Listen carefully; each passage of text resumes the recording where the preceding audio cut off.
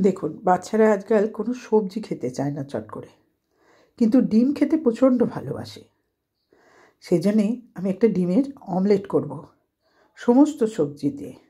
দেখতে পাচ্ছেন কাছে নিয়ে যাচ্ছি।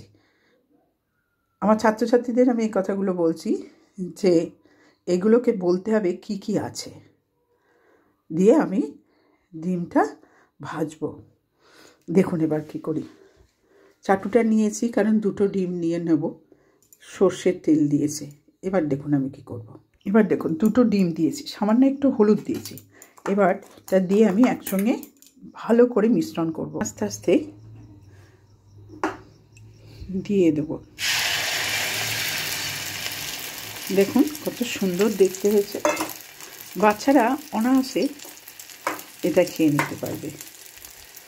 যদিও আমি এটা করছি আমার বুড়োটার জন্য।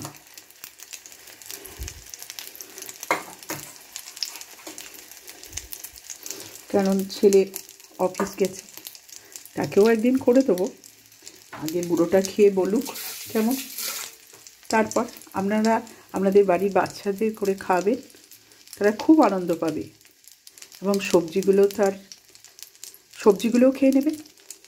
দেখুন কি সুন্দর দেখতে হয়েছে। এবার আস্তে আস্তে এটাকে উল্টাতে হবে। হয়ে গেল ডিম ভাজা, পাট করে দিলাম, কারণ সবজিগুলো সহজে যাতে বাচ্চারা দেখতে না পায়।